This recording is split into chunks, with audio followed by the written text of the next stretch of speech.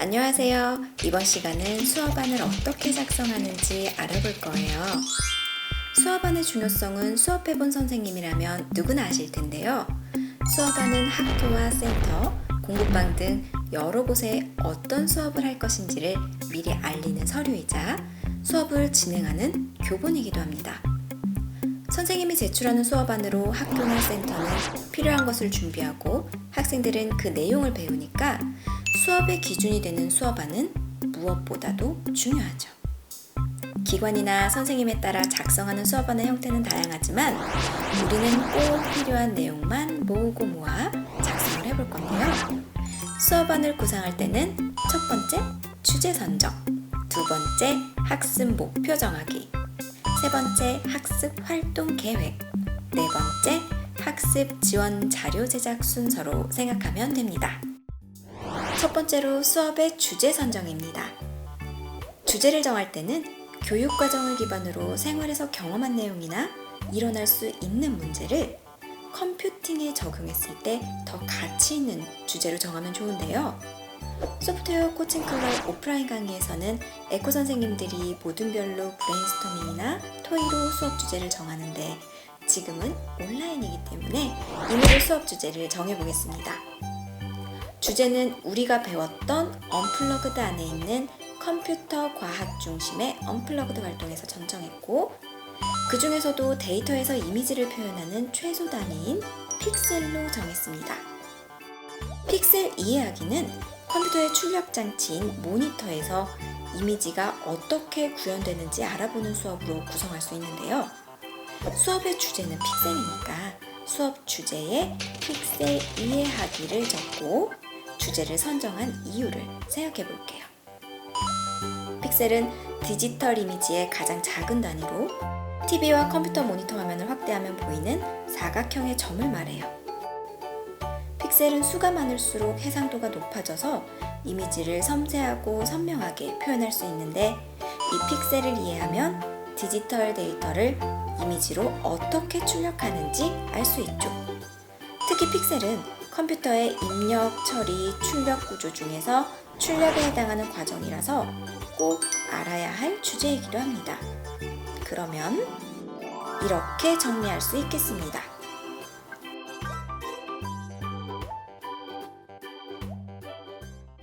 두 번째로 학습 목표 정하기입니다.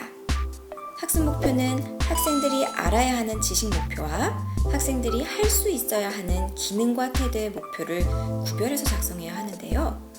이 말을 풀어서 설명하면 선생님이 그 시간에 반드시 가르쳐야 하는 개념과 개념을 활용한 활동, 개념으로 할 수 있는 확장학습으로 목표를 세운다고 할 수 있습니다. 목표를 세울 때 확인할 기본 사항은 교수학습 방법인데요. 픽셀은 언플러그드 활동이니까 교육과정 안에 있는 언플러그드 활동의 기준을 따라야 합니다. 여기에 있는 언플러그드 활동 시 놀이와 학습이 동시에 이루어질 수 있도록 시간과 내용을 적절히 구성하여 지도한다. 이 내용을 기반으로 픽셀의 개념을 알려주는 학습에 이미지를 표현하는 방법을 확장하고 펜슬 코딩으로 놀이하거나 픽셀 아트를 하면서 학습과 놀이를 함께 구성합니다. 세 번째로 학습 활동 계획입니다. 학습 활동 계획은 수업을 구체적으로 어떻게 진행할지 정해서 시간의 흐름에 따라 작성하는 부분입니다. 학교나 학원, 공부방과 같이 한 곳에서 같은 내용을 여러 번 수업할 때는 강의 수준의 편차가 없는 것이 중요한데요. 그걸 가능하게 하는 것이 학습 활동 계획입니다. 수업을 시작할 때는 아이들이 수업에 관심을 가질 수 있는 내용으로 구성합니다. 영상을 보여주거나 이미지를 이용하면 동기유발이 잘 되겠죠. 그러면 여기서 동기유발 영상을 보여준다는 내용을 수업 안에 넣으면 되겠죠.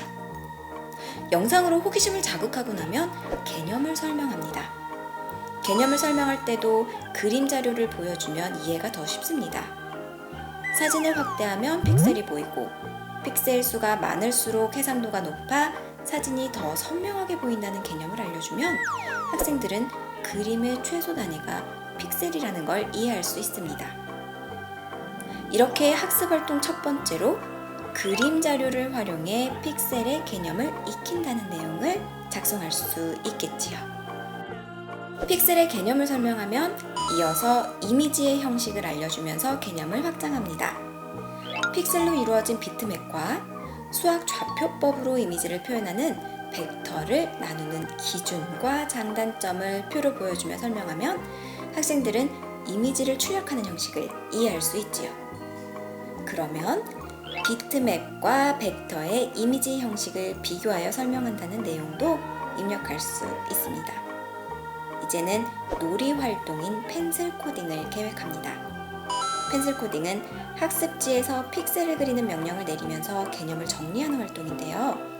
여기에서 미술 교과와 관련한 픽셀 아트로 놀이를 확장하면 수업의 주제인 픽셀이 무엇인지를 학생들에게 충분히 전달할 수 있을 거예요. 여기에서 놀이를 활용한 활동을 한다는 내용을 수업 안에 넣을 수 있겠지요. 마지막으로 활동 내용을 발표하며 함께 평가해보는 시간으로 수업을 마무리하면 학습과 놀이가 적절히 조화된 수업이 될 것입니다. 네 번째로 학습 지원 자료 제작이 있는데요. 학습 활동 계획의 자료 및 유의점에 나오는 내용을 구체화한 것이라고 할 수 있습니다. 영상 자료와 그림 자료, 그리고 활동지와 평가 자료가 어떤 것인지 간단하게 작성하면 되는데요. 학습 지원 자료를 정리하는 이유는 수업에 사용하는 활동지의 성격에 따라 수업 전에 필요한 기계를 준비할 수 있고요. 적절한 때에 학습 지원 자료를 사용했는지 스스로 체크할 수도 있어서 수업을 더욱 풍성하게 할 수 있습니다. 지금까지 수업안을 작성하는 방법을 알아보았는데요. 수업 내용을 구성하는 방법은 다양해서 지금의 교육에 맞는 교수법에 코딩과 다른 과목과의 연계성을 생각해서 구성하면 알찬 수업을 만들 수 있습니다. 거기에 우리 에코 선생님들과 교류하고 토론하면서 색다른 노하우와 스킬을 더한다면 선생님들 모두 자신만의 재미있는 수업을